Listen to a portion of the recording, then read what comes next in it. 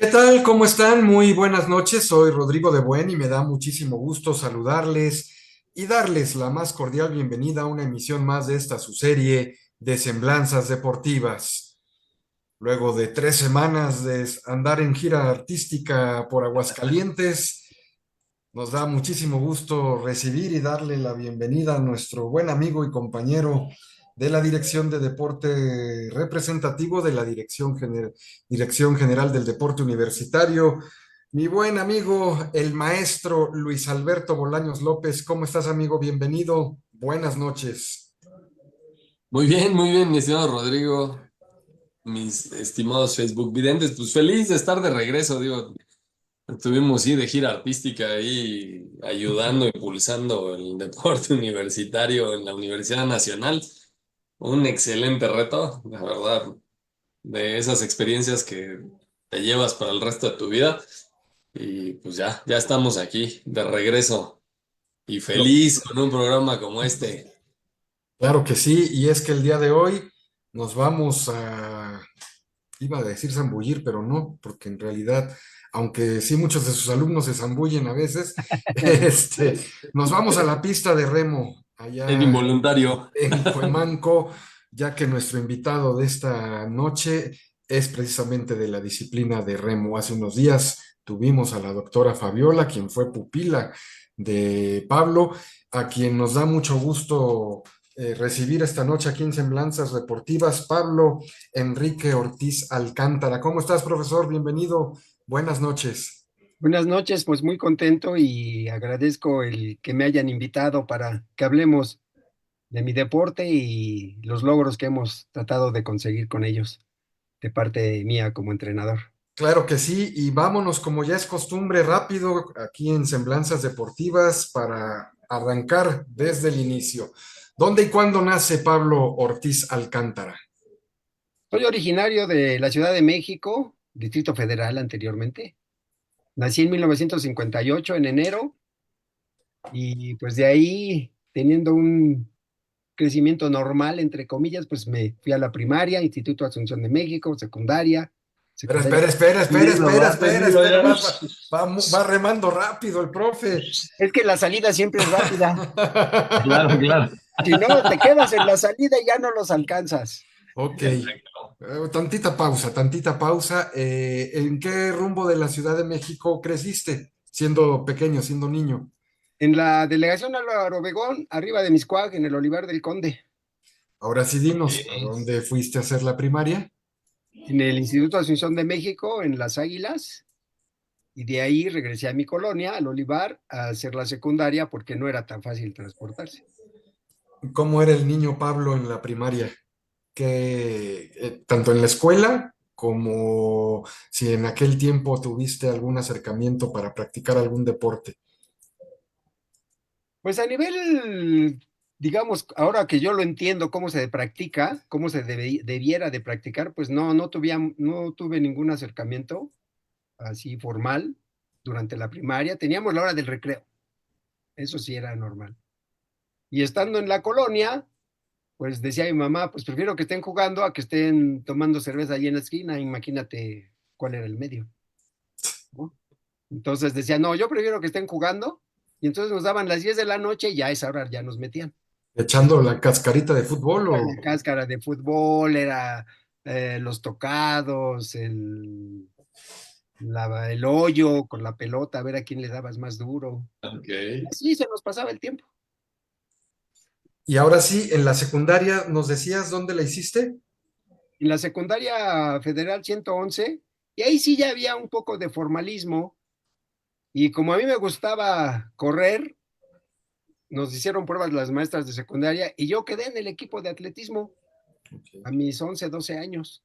Y ahí ¿Fondo o velocista? velocista, y se hacía intersecundarias.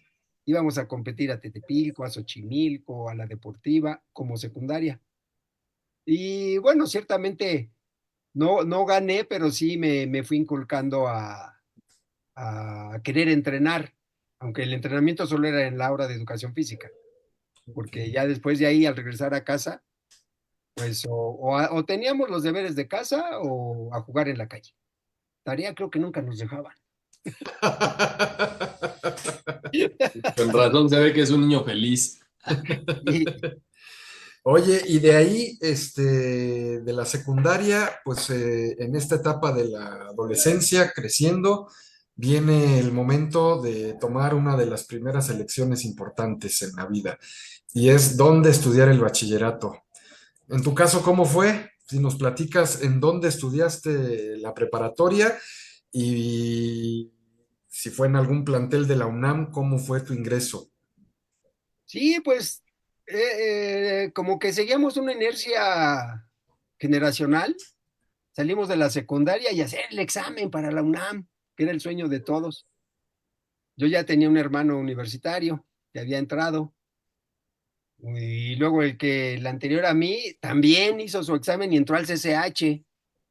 Y como era el inmediato, dije, no, pues yo también quiero ser universitario. Hice mi examen y en espera de que te llegara el sobrecito o el folderzote con toda la documentación, ese nerviosismo, porque además en ese tiempo había un inter casi de un año entre que salías de la secundaria y te ibas a la prepa. ¿Te acuerdas dónde hiciste el examen? Sí, en la ciudad deportiva, en la sala de armas. En la sala de armas me tocó ir a hacer el examen y a esperar 2 o 3 meses el resultado. ¿Y qué creen? Quedé en la prepa que era de mi rumbo, la prepa 8. Llegó En el los, sobrecito, llegó el sobrecito y no el llegó el folder. sobrecito con el horario. Pase usted. Y pues ya ahí, en la prepa 8, pues ahí no, esa prepa en especial no tenía atletismo en ese tiempo porque no tenía cancha, no tenía dónde entrenar. Y además, como que a mí lo que me gustaba era el juego, jugar. ¿Y qué hice? Pues meterme al equipo de fútbol. En ese tiempo, la UNAM de primera división fue cuando se dedicó a ir ¿cómo dicen ahora? A monitorear a las prepas. Hacer visorías. Y entonces, en ese tiempo, yo con el equipo de fútbol que estuve, los 3 años fuimos campeones y yo era el portero. Y en el Ájale. turno de la tarde, en el turno de la tarde, el equipo que salió campeón y que era de la selección era Jorge Espinosa. Ah, mira. Eh, Y a los dos nos invitaron a irnos a entrenar a CU. ¿Pero qué creen? Pues a mí me gusta jugar, no te pero dejaron. no como para dedicarme a entrenar a ese nivel el fútbol. Mi hermano ya estaba ahí, él era de los que entrenaban con Mario Velarde, Sí. pero a mí no me llamó la atención, tal vez precisamente por ver cómo era el ambiente. Yo los veía a ellos. Él llegaba con sus amigos, los que estaban concentrados en el Comité Olímpico, los que estaban jugando en la selección para los Juegos Olímpicos, los campeonatos estudiantiles. Y yo decía, pues sí, sí me gusta, pero a mí me gusta jugar. No todo ese rollo de cómo andaban y los traían y en el camión, eso decía yo a mis 16 17 años.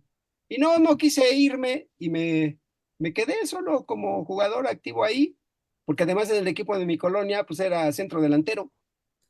Entonces dije, bueno, ¿de qué juego? ¿De centro delantero o de portero? Todavía no existía Jorge Campos.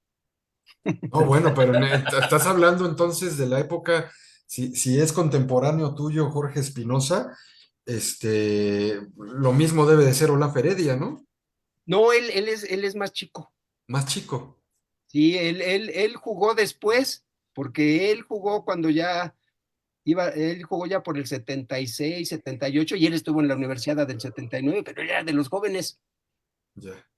Porque esos atletas, esos deportistas del fútbol que iban a mi casa cuando era para ir a los Juegos Olímpicos de Montreal, y entonces iba Hugo Sánchez, iba, Ok.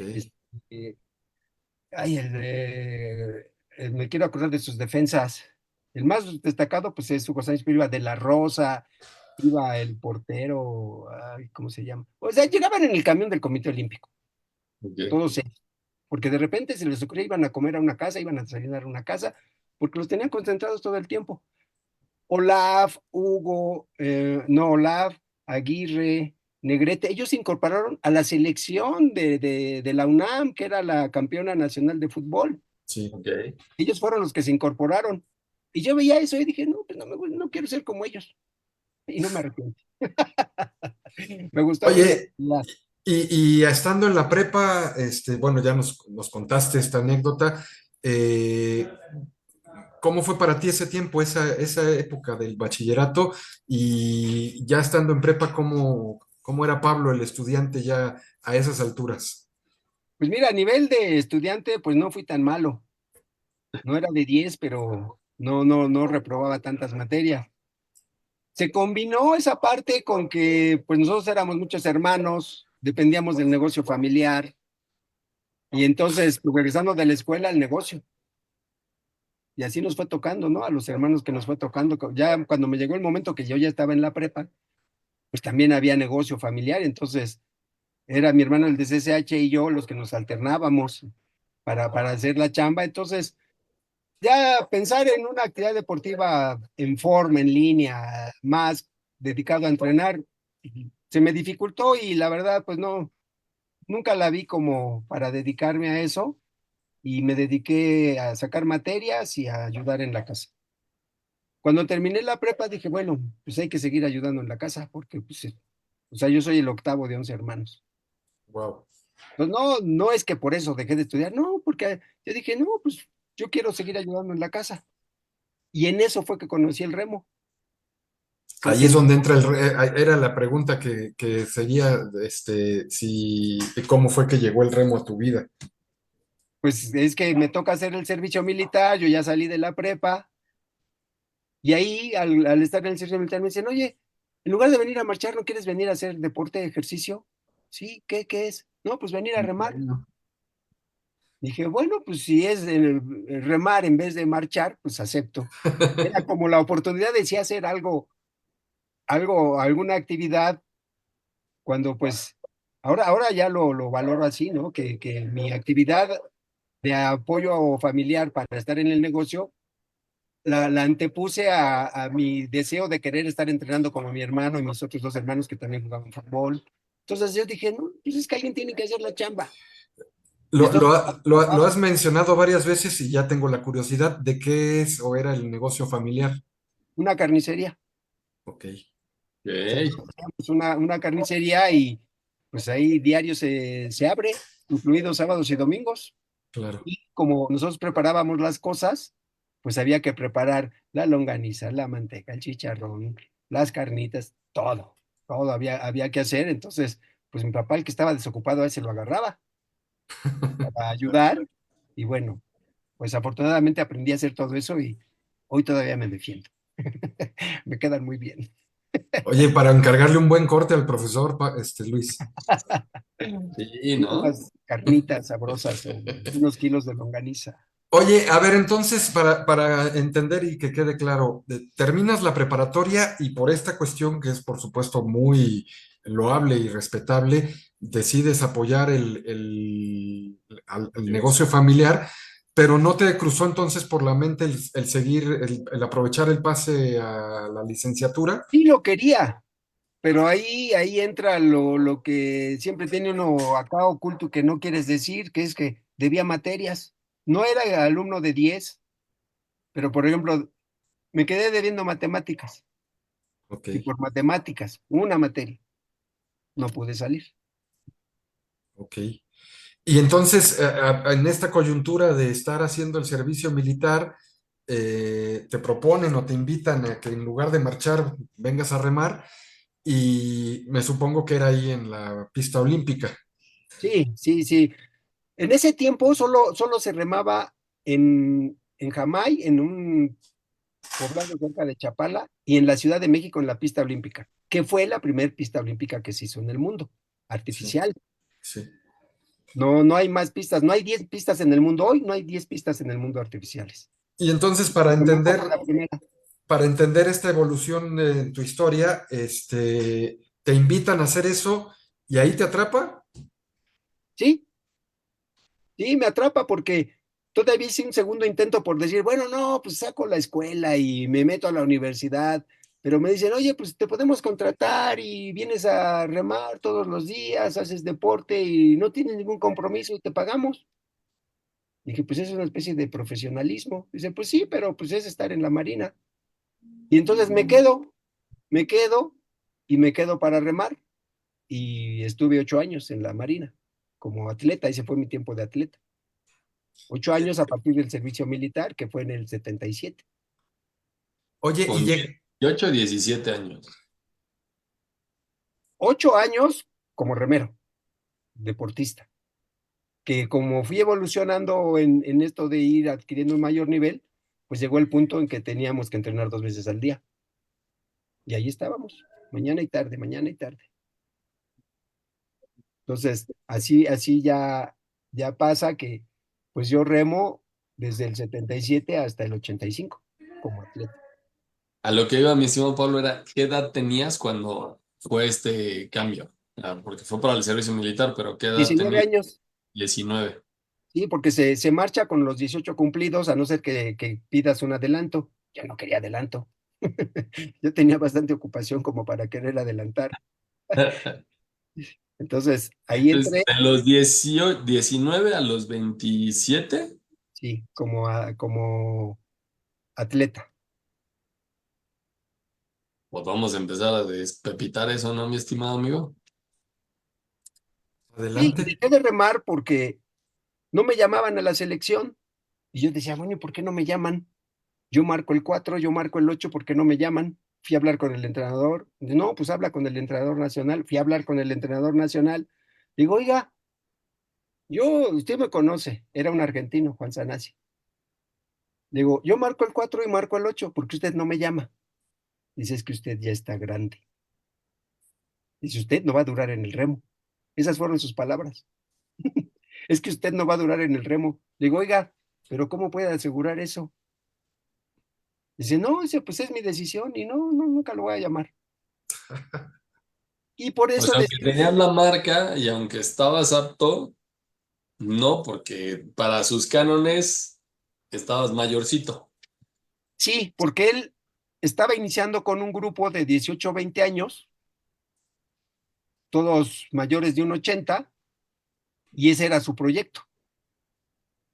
Ese era su proyecto que lo había iniciado a principios de los 80. Entonces, yo tenía compañeros del equipo juveniles que estaban en su grupo, era un grupo de 20, 30 chavos, pero en el cual yo no tenía cabida por este criterio de él que decía que yo ya era grande, aparte iba a ser el más chiquito de estatura, el más pequeño, y decía que no iba a durar en el remo. Digo, bueno, pues esa es su opinión. ¿Y qué Y siguió después? pues al ver que ya no iba a poder seguir como atleta, dije, bueno, pues entonces quiero prepararme como entrenador. Y yo teniendo conocimientos de lo que había visto en atletismo, lo que veía en el fútbol por parte de mi hermano, él fue de los que jugaron la universidad, ganaron en el 79, él se dedicó a seguir jugando, a seguir estudiando, y dije, no, pues yo quiero dedicarme a entrenador. Y empecé a prepararme como entrenador. De hecho, ya por parte de la federación ya nos había dado ciertos cursos. Impartía cursos para los entrenadores, pero pues más bien era para los atletas, porque los entrenadores no iban, decían que para qué. Y entonces yo empecé a tomar cursos así, hasta que dije, no, pues si voy a ser entrenador, tengo que estudiar para entrenador. Y ahí viene la siguiente coyuntura. Conozco a Gilberto Fuentes, yo ya lo había conocido a él como rival y luego como entrenador enemigo, porque yo era de Marina y Ok. él siempre había sido de la UNAM. Y se da ese ínter en donde me dice, oye, pues ya no entrenas, te invito a que trabajes conmigo. Digo, ¿y qué más? Pero pues es que yo quiero estudiar para entrenador. Dice, pues no hay problema, estudia y vienes a entrenar. Y entonces fue así que él me ofreció empezar a trabajar con él, su auxiliar, y a la vez le dije, pero es que yo quiero estudiar. Dice, bueno, pues, ¿qué papeles tienes? ¿Qué has estudiado? Pues órale. Y me fui a entrevistar con la directora del CESESDE, Karen Wright, y me decía, pues haga su examen y si lo pasa, se queda. Y me quedé, y entonces soy generación 91-94, que fue la penúltima o antepenúltima del sistema escolarizado que daba el CESESDE. Ok. La cara de Luis, para ponerle un poco de contexto, es Gilberto Gilberto fue Fuentes Peña, y fue preparador físico durante muchos años de los Pumas. sí, sí, él fue. Pero Sigue en la ya no federación. recordaba esa parte de que había tenido su origen en el remo. Sí, de hecho, él fue el que me llamó para que estuviera con él en el equipo de remo. Y ya es así como se da tu entrada ya a la UNAM. Sí, sí, me dice, bueno, pues si quieres estar aquí, pues te contratamos. Y entonces en el 90, yo dejé de remar en el 85, estuve preparándome y trabajando con otros equipos como entrenador auxiliar. Y en el 90, él me contrata para empezar a trabajar como su auxiliar en la UNAM. Elenita Subirats era la directora. Ok. Me lleva a la entrevista y me dicen, sí, pues órale. Y entonces yo empiezo en la UNAM y al siguiente año empiezo mi preparación como entrenador en el En CCSD, el aquí CCS. sí, Oye, nada más para disipar una duda, lo has mencionado también ya un par de veces. ¿José Ortiz es tu hermano? sí, A José. quien hemos tenido ya en el pasado, en algunos programas, mi estimado Luis, y aprovechamos para mandarle un saludo al buen Pepe Ortiz. Sí, No, pues 11 hermanos, pues se podían hacer un equipo. lo tuvimos, lo tuvimos con los 8 hombres, Sí, lo creo, sí lo creo. dos Oye, cuñados y entonces, un amigo. tu camino ya dentro del ámbito deportivo universitario comienza entonces en 1990 Sí, en el 90. y de ahí para acá, cuéntanos cómo fue primero el prepararte, el estudiar allí en el CCS y el pues llegar ahora nuevamente a la pista de Virgilio Uribe y ya no estar con los de Marina, sino con permiso, ahora vamos con los de la UNAM. Pues mira, yo siempre fui muy aguerrido, entonces empiezo a preparar gente en la UNAM. Me dice Gilberto, bueno, pues vamos a dividirnos. Tú ves una gente, yo veo otra gente. Y entonces en los chicos que a mí me deja, pues empezar a entrenar, a trabajar. Y pues sí, el principal rival para mí, pues era Marina. Porque yo decía, pues quiero que vean Lo que dejaron lo ir, hago, lo que yo hago. la joyita que dejaron ir. Sí, porque digo, Gilberto fue en el 90, pero cuando yo dejé de remar, que les dije a los de Marina, oigan, pues yo quiero ser su entrenador auxiliar, si empiezo, no, tú ya no eres del equipo, tú ya te diste de baja, adiós. Ya, órale. Entonces, cuando empiezo con la UNAM, aunque ya había tenido algunos logros anteriores con los equipos que estuve, mi primer récord como entrenador nacional en una categoría juvenil lo impuse en el 87 con un doble damas juvenil. Dicen, ¿es tu bote? Sí, es mi bote. Entonces, cuando llego con la UNAM, pues empiezo a preparar y después de 2 años empiezo a tener equipo juvenil destacado, que fue la base para cuando empezó el evento Canamex entre México, Canadá y Estados Unidos, que se realiza un campamento regata cada año. Pues yo estuve en tres eventos de ellos y la UNAM en hombres era la base de ese grupo, que eran 10, 12 atletas. Variaba según la sede. Entonces empiezo a dar resultados y me dice Gilberto, no, yo pues adelante, dice, pues estás ganando, ¿qué hacemos? Pues vamos a seguir. Y entonces los que terminaban conmigo se pasaban con él, que era el entrenador en jefe, y seguían ganando. O sea, realmente teníamos una continuidad en cuanto al desarrollo, que eso es lo que quisiéramos tener en todos los deportes, que cuando un atleta deja a un entrenador, siga mejorando con el que sigue y siga superándose, porque pues cada quien hace su parte. No es de que si no es conmigo, no lo haces con nadie. Y entonces, pues ya yo desde ese momento, pues empiezo a tener logros, al punto que en la categoría juvenil me invitan en la federación para hacerme cargo de la selección nacional juvenil y en la cual 95, 96 y 97 soy el entrenador nacional juvenil, teniendo participación en Estados Unidos, en Canadá y resultados. Pero de ahí Oye, los eran Pumas, o sea, claro, eran pues que yo entrenaba en la UNAM en su etapa de preparatoria, iban a selección, al punto que una vez metimos 8 de 10 de la UNAM y 4 niñas. Wow. Entonces, de un grupo de 20, 12 eran de la UNAM, 12 eran de la UNAM juveniles.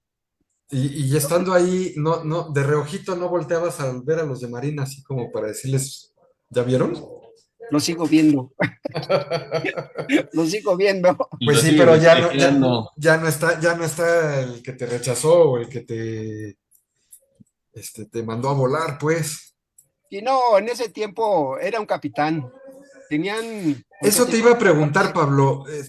Cuando estuviste en Marina, y ahí ya cerramos el capítulo de Marina, dijiste que ellos te contrataron, que te recibías un pago por sueldos. ello, pero no llegaste a tener ningún rango militar con Sí, ellos. fui cabo.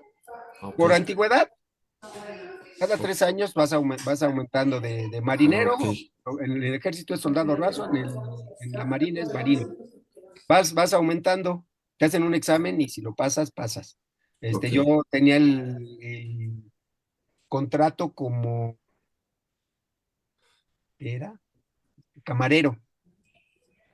Y entonces me hicieron mi examen de camarero, que era más de cultura general que de camarero, era un trámite Ok, para ascender. ok. Y sí, quiero decirte que Juan Carlos Cabrera, atleta Puma, que lo preparamos nosotros, que Sí, trabajó 5 años con nosotros, 6 casi, cuando se pasa a Marina por la beca que le ofrecían,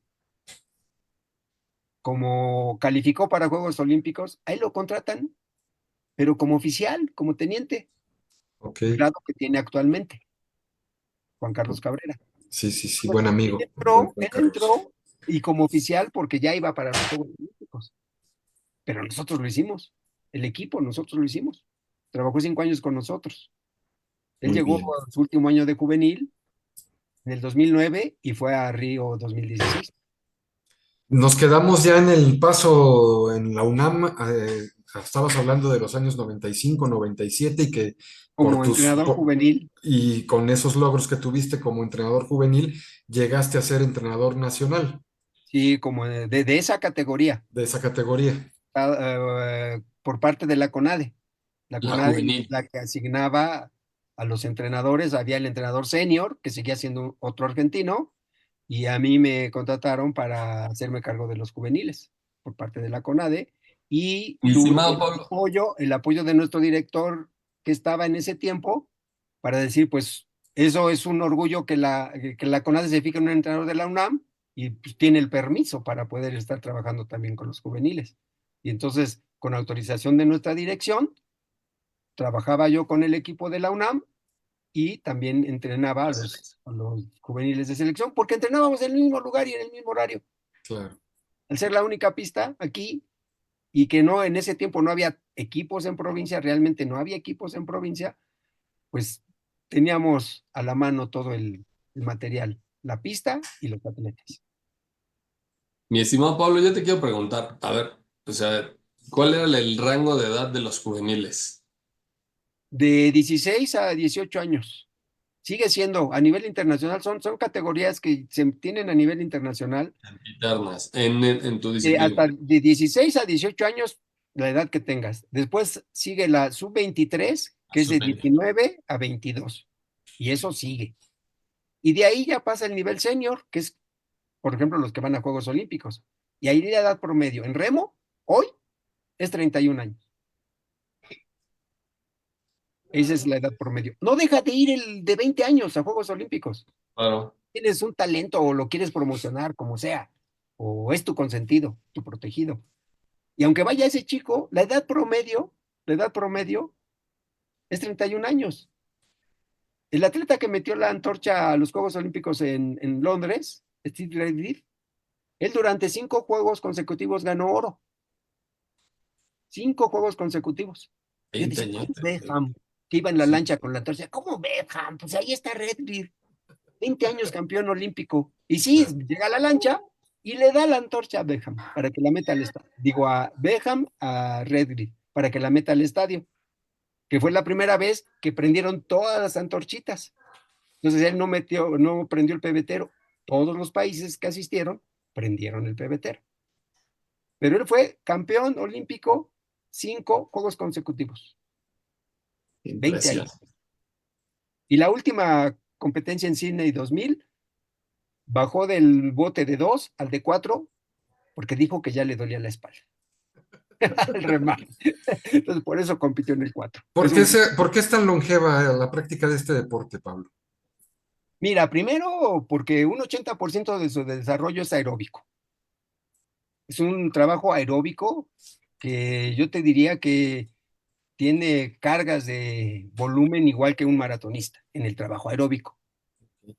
Pero el 20% que no es aeróbico es un trabajo de potencia que lo desarrollas durante 8 minutos, que es lo que nos hace diferente a todos los deportes. O haces un envión, o corres 100 metros, o lanzas una bala. Sí, pero aquí tienes que aguantar el esfuerzo 8 minutos, 6 minutos de un bote muy rápido, dependiendo de la categoría, hablando si es Sí, de sí. 1, de 2, de 4 o de 8. Sí. Entonces, sí tienes un gran componente de potencia, de aceleración en el agua, pero es un gran volumen de trabajo aeróbico en donde las cargas de entrenamiento son de 3 o 4 horas, hablando de ya el alto rendimiento. Y hacen 2 o hasta 3 sesiones por día. Entonces, adquieres tal capacidad, decía hace poco en el curso del profesor Lalu en el 2020 de fisiología, si es que los remeros están locos, alcanzan 200 pulsaciones. En otro deporte se mueren, sí, pero aquí no. Aquí tienes que aguantar la prueba Aquí 7 no minutos tenemos permiso. y no se pueden morir hasta que crucen la meta. Entonces, realmente es muy longevo. Y además, al ir en el agua, al ir sentado en tu bote haciendo el trabajo técnico para el movimiento, pues nada más vas venciendo las resistencias. No castigas rodillas, no castigas brazos, haces fuerza. Sí. Debes de tener una gran capacidad aeróbica, pero no castigas el cuerpo. Te puedes lastimar en un entrenamiento en el gimnasio, por ejemplo. Un mal movimiento, quieres cargar de más, lo que nos pasa con los niños. Llegan los juveniles de 15, 16 años, y dicen, y yo quiero empujar. Espérame, va a llegar tu momento. No puedes hacer sobrecargas. O si No, los mandan a trotar o a correr ahí alrededor sí, de la pista, un esguince de tobillo, una cosa así. no, pero afortunadamente no. No, pero sí se pueden llegar a lastimar y yo veo niños de 10, 12 años entrenando y digo, oigan, yo no espero ver un niño que se lesione, pero tampoco me da gusto verlos entrenar. Somos un deporte que no es de desarrollo temprano, como la gimnasia, como la natación, Pues eso lo incluso el veíamos en el karate. programa de Fabiola, ¿no? Que empezó tarde. Sí, sí, sí, ya empezó cuando estaba en la facultad y llegó y novata y ganó y cuando regresó, oye, Fabi, pues no te quiero engañar, pero fueron 2 años que él hacía su trabajo. Digo, pues te van a pedir este tiempo. Si no lo haces, yo te invito a que reflexiones si quieres seguir. Lo hizo ya la selección, después de 2 años de ausencia. Sí, sí, sí. Vaya Participó en motivación. tres eliminatorias para Juegos Olímpicos. Oye, pues es que digo, obviamente tiene que ver mucho con el ímpetu y el espíritu de superación y de compromiso que tenga el atleta, pero me da la impresión de que también es noble el deporte, o sea, porque si, como el caso de ella, vamos a tomar el caso de Fabiola, 2 años en donde tuvo que dedicarle a su carrera Internado para y poder servicio. sacarla, pero quiso regresar y pues, le impusieron una marca y se preparó y lo logró. Entonces, vamos, no es como que si quieres jugar fútbol y a cierta edad, pues ya no, ni te dan las piernas, ni te da el físico, ni nada. Y aquí, aunque puede ser algo individual o el trabajo en equipo, finalmente, corrígeme si me equivoco, pero me da la impresión de que el deporte es noble. Obviamente requiere del compromiso y el esfuerzo y el trabajo que le mete el deportista, ¿no? Pero no tiene que ver, o sea, los mejores resultados se dan con el paso de los años, con el paso del tiempo, ¿no? La acumulación del volumen. Pero ahí, en esto que tú dices que es noble en que no te lastima. Es exigente en medida de que conforme aumenta la categoría, se te reduce el tiempo a realizar, que fue por lo que le dije cuando ella regresó, Fabi, pues, como novata, 9 minutos en la distancia. Pero ahora, y a sabiendas de que yo le enviaba el programa, si no haces menos de 9, pues reflexiona si quieres seguir en remo. Ok. Pero entonces, esa nobleza de no lastimarse se reflejó en ese ímpetu, esa capacidad y voluntad personal. Claro. Es decir, yo entrenó sola. 2 años entrenó sola. Se compró su máquina y entrenaba ya. Yo decía, ¿sí entrenará o no entrenará? Llega ya hace 8:40. ¿Sí entrenaba? Y se fue a la selección. Porque te digo, yo puedo tener un talento de 18 años, de 20 años, pero va a ser 9 minutos. Va a ser 9 minutos. Juan Carlos no ganó en su primera carrera. Entonces, te lo da el tiempo, te lo da el El tiempo me volumen, refiero. el volumen que vas acumulando de trabajo y ese 50% de deseo, de voluntad, de querer ganar, de decir, yo soy el bueno. Tengo la misma técnica, o el mismo trabajo, aunque tenga 4 años más, que fue el caso de ella. Tenía más edad que las otras chicas, pero Sí, les ganaba en el agua, les ganaba en el agua y así fue. Juan Carlos era muy joven, fue adquiriendo esa experiencia, esa capacidad física que ya tenía la parte genética, con el trabajo técnico lo fue mejorando, al punto que en el 2012 le ganó al que fue a los Juegos Olímpicos, a Patrick Lollinger. así es. No, no, no lo creían, les dije, oigan, él le va a ganar. No, empezamos con la prueba de 6 kilómetros, les dije, Juan Carlos, este es tu trabajo, esto vas a hacer, ahí vas a ir. Cuando lo estaban viendo, el entrenador les decía, no, Pablo, estás loco, ¿cómo pones a hacer eso a ese chavo? Se va a morir. No, va a ganar. Terminó la prueba y le ganó a Patrick Lollinger, que venía de los Juegos Olímpicos. Y ahí se retiró Patrick Lollinger. Y eso tú lo ves, en ese que te decían, Pablo, estás loco, que por supuesto no estás loco, pero tú tienes el feeling de como entrenador de ver, las capacidades a las cuales puedes someter a tu atleta. Una parte, yo te digo, ese es el 50% científico, Claro. teórico. Le doy tal volumen de trabajo, le exijo tal nivel de pulsación para ese esfuerzo, y el otro 50 que él va teniendo en ese entrenamiento es lo que te dice, sus 50 y mis 50 sí se puede. Y entonces es donde sumas el trabajo del entrenador, el conocimiento del entrenador, porque hay muchos me dicen, oye, ¿cuánto remabas de intensidad con él? Pues un día te lo voy a decir, un día te voy a decir. Yo sé cuánto hacía de intensidad con él. Era mi programa y mi criterio, esa subjetividad que te da manejar tu programa. Claro. Y sí, va de la mano en lo que tú vas viendo en el atleta, como se vio también en Fabiola, y se vio en Kinich, sí, o sea, y se vio en Arturo, o sea, tú lo ves y esa subjetividad, tienes que escoger a uno de los dos, ¿por cuál te vas? Si saber hacen el mismo tiempo, tienen la misma edad, tienen el mismo peso con él. Ese criterio es el que te hace ser exitoso. Y sí, creo que no me siento mal en decir que hoy una de mis cualidades es tener esa visión para detectar esos talentos en esa parte personal, en la parte de desarrollo físico, técnico, lo que es mi trabajo, los volúmenes. Estoy plenamente convencido que soy exitoso, que en la UNAM hacemos el mejor programa de gimnasio que se realiza en Cuemanco, incluida la selección nacional. Algunos de sus entrenadores me dicen, oye Pablo, ¿cómo hago esto? Oye Pablo, ¿cómo hago aquello? Y les digo, porque quien gana es México. Si no les dijera, quien pierde es México. Claro. Pues, O sea, no. yo no oculto ninguno de mis criterios para trabajar. A los otros entrenadores que sí me dicen, oye, ¿qué hiciste? Pues estudia. ¿Cuánto remaste de intensidad con él? Pues no, no te voy a decir. Mejor tú dime cuánto haces con tus atletas. Porque yo hago, hablando de un tiempo, yo hago 7:14 con él cuando era sub-23. ¿Cuánto haces tú? No, pues 7:30, 7:40. Bueno, entonces, ¿quién le debe de preguntar a quién? Y mira ¿Tú que a mí o yo esos, a esos ti? segundos son un Son océano dos de años de diferencia. trabajo. Son 2 años de Exactamente, trabajo. exactamente. La teoría Seguro. dice que avanzan un 3% anual. Uf, Entonces, al año, si van bien, pueden mejorar de 10 a 15 segundos. Juan Carlos empezó en 7:42 y terminó en 7:08 en la UNAM, en 4 años. Pasaron 4 años de que se fue para irse a Brasil y mejoró a 7:06. O sea que ellos en 4 años lo mejoraron 2 segundos. Perdió la secuencia que llevaba, en donde yo al siguiente año, cuando regresamos del Mundial de Austria, yo ya esperaba los 7 minutos con él, pero teníamos que trabajar un año y le dije, Juan Carlos, nos faltan 2 años. Pero le ganó la tentación de la beca, que fue por una beca. Cuando me dijo Severino, oiga, ¿y por qué se va? Porque le fui a avisar, oiga, Regresamos del Panamericano y se va Fabiola y se va Juan Carlos. ¿Por qué se van?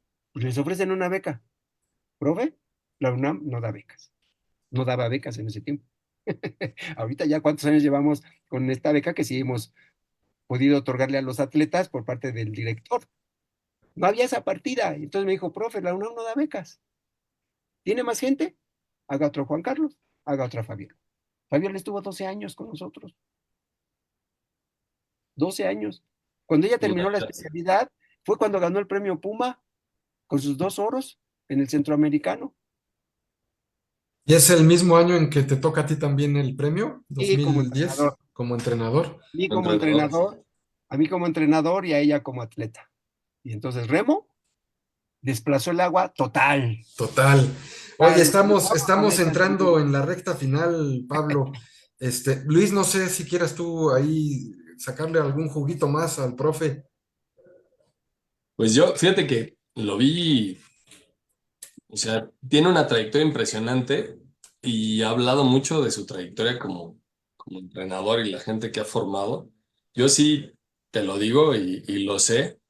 En el momento que él hace la planeación, es un referente para muchos de nuestros entrenadores, ¿eh? El momento de hacer su planeación, su ciclo de un año, de cómo va a hacer las cargas y todo esto, el profe así marca toda una tendencia, ¿no? Y hay quienes le quieren pues, copiar la tarea, pero cuéntanos un poquito de esto, profe. O sea, es esta parte de la planeación del entrenamiento es una talachota.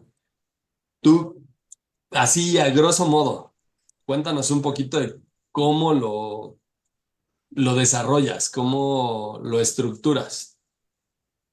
Mira, sin importar la edad a la que llegan, el primer año yo no les tomo volumen, ni les pongo cargas especiales. El primer año. Porque como están en el aprendizaje técnico, el aprendizaje técnico, como en cualquier deporte, pues las bases son muy difíciles. Hay quien sí lo puede hacer a la semana, al mes, hay quien no. En su primer año de aprendizaje técnico, Juan Carlos se volteó hasta en el cuádruple, un bote dificilísimo para que se volteen, se volteó, un bote de 4. Entonces, ese primer año yo me dedico más a observar a los atletas, a detectar sus cualidades físicas, a detectar su calidad, su actitud evolutiva al trabajo, y pueden llegar a ganar, pero no es mi objetivo en su primer año. Pero ya a partir de ahí, yo digo, bueno, a ver, este tiene cualidades. ¿Cómo debemos de estructurar el kilometraje? Y sí, desde el segundo año son 48 semanas de planeación, con sus semanas de descanso, que son parte de esas semanas de planeación, 4. de 4 a 6 semanas, nada más. Pero, por ejemplo, cuando tenemos evaluaciones en enero, el descanso de diciembre se suprime, no hay descanso. Esos atletas que están en ese proceso van a entrenar con el entrenador. Y entonces, sí, sí, sí vas viendo su desarrollo, pero también ya hay tanto estudio que ya los volúmenes ya no son tan secretos. Ahora se maneja ya en horas. Entonces yo te digo, empezamos entrenando 500 horas al año. Por decir un número, casi real, casi real. Pueden ser 10 horas menos, pueden ser 10 horas más. Pero de repente ya a los 4 o 5 años ya los tienes entrenando 800 horas. Pero no es casualidad. Yo voy valorando ese porcentaje que tienen que ir mejorando y que se tiene que reflejar en el agua. Porque si no, alto, alto, alto, alto, un pasito para atrás. Porque puede ser que le falte fuerza, puede ser que le falte resistencia, o que ese atleta en particular pues no tenga buen trabajo de tronco, pues hay que meterse al gimnasio y meterse al gimnasio pues es 1 o 2 años más, porque además no lo entrenas como si fueras a físico-constructivismo, que en 6 meses te pongo 4 kilos de volumen o te compro una butarga del doctor Simi. No, hay que trabajarlo, hay que desarrollarlo, en donde esas evaluaciones que les hace Fabi me dicen su porcentaje de grasa, porque tienen que trabajar acorde al trabajo que van a hacer en el agua, que es cargar su peso.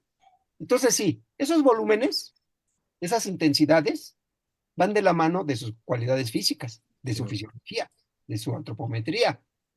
Entonces, pues a mí a lo mejor ya se me hace muy fácil decirlo, pero fueron años de estudio, Pues, años de estar viendo lo que pasaba. claro. Y decía, no, este chavo es bueno, le hace falta esta otra parte. Y ahí sí, pues me sirvió muchísimo lo que aprendí del trabajo de entrenador, porque yo estudié y como no hay entrenador de remo, estudié atletismo y el atletismo es la base para el desarrollo de muchos deportes. Muchos Muchos. deportes, claro. Y por supuesto que para mí ha sido un gran apoyo y un gran conocimiento que adquirí que afortunadamente lo he podido saber aplicar desde mi perspectiva. Pablo, estamos llegando al final de la emisión y se va como agua entre las manos, como agua ahí de la De pista Cuemanco, de Cuemanco. creo que es No agua queremos, bendita. no queremos, que nos gane el tiempo sin antes hacerte las dos preguntas que a todos nuestros invitados aquí en Semblanzas Deportivas al final del programa les hacemos.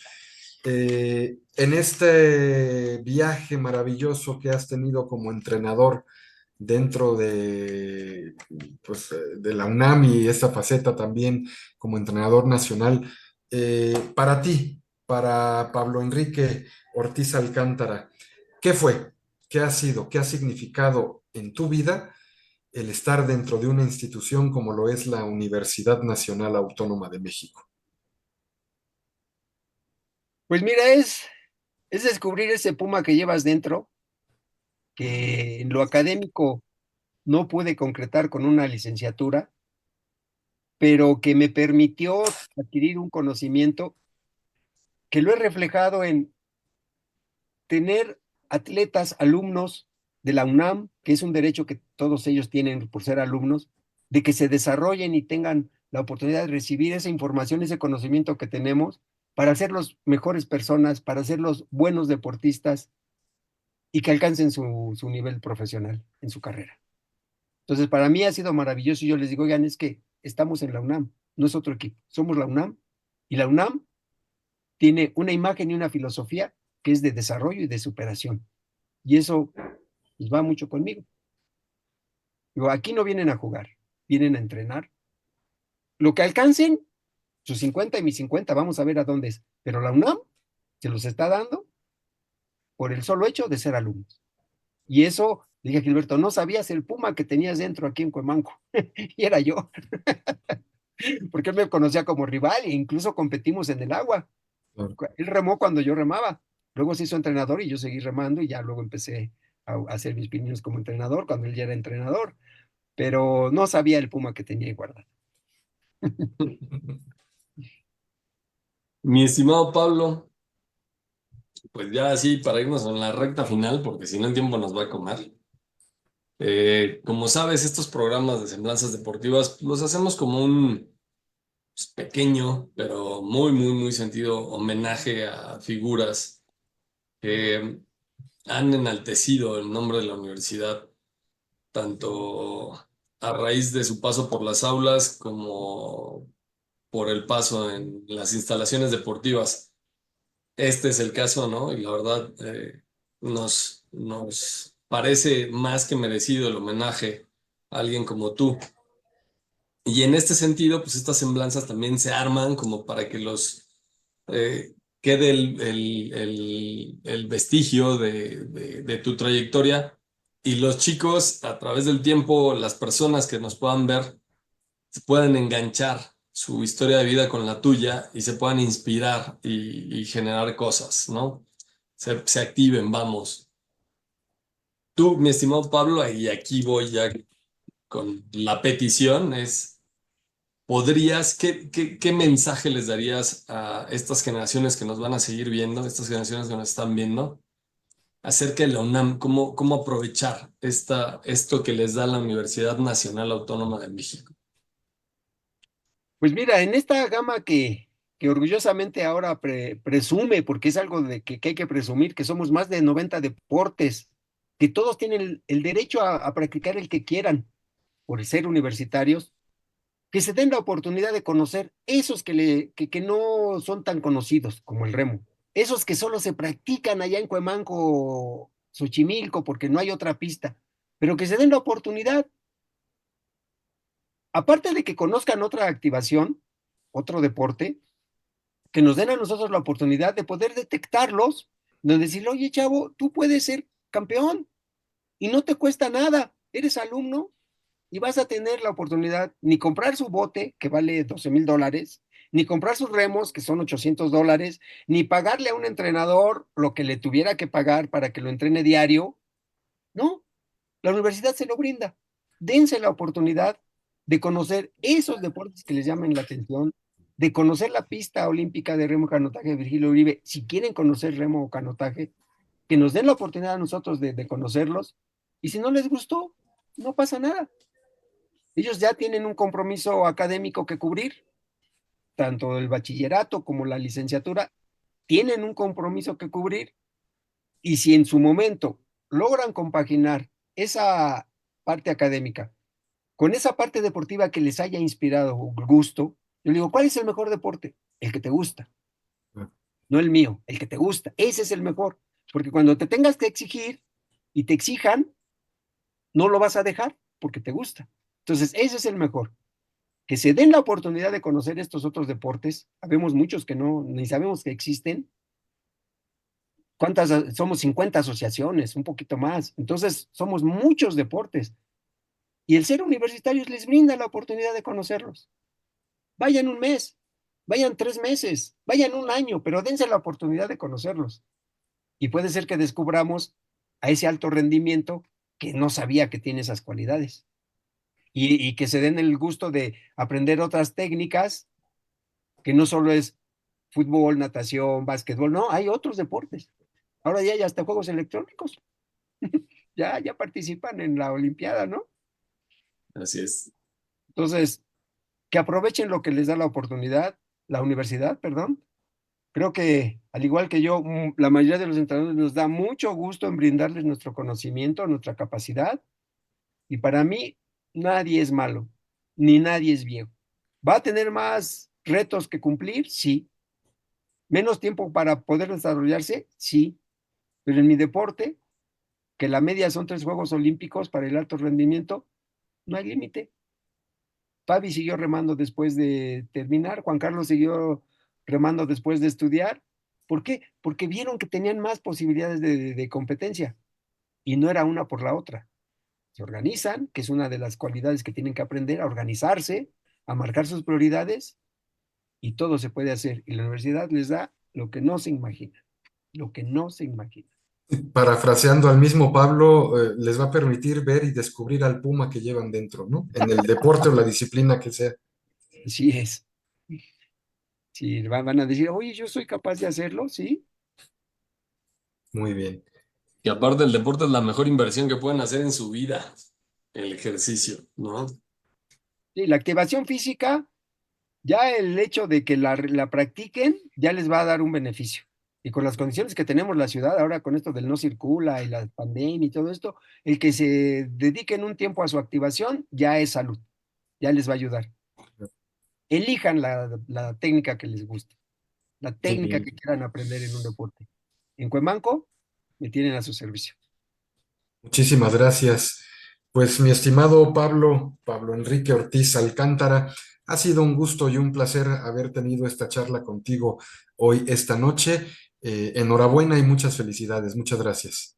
Muchas gracias y espero hasta que decida retirarme, seguir trabajando con la UNAM y dándole a esos alumnos que lo deseen la oportunidad de que mejoren su salud.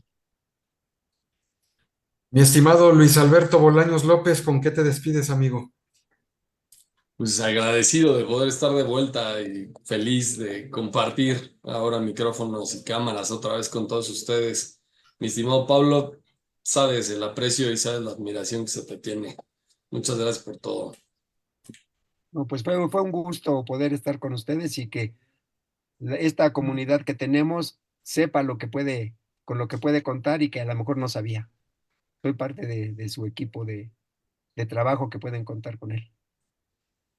Pues agradecemos el favor de su atención, así como a los amigos y colegas de comunicación social que en el SET, lugar donde surge y nace esta señal, que es de la UNAM para México y de México para el mundo, Agradecemos el favor de su atención. Recuerde que tenemos una cita el próximo lunes aquí en más Semblanzas Deportivas a través de la plataforma de Facebook de Deporte UNAM. Por hoy es todo, por su atención. Muchas gracias, buenas noches y hasta la próxima. Buenas noches.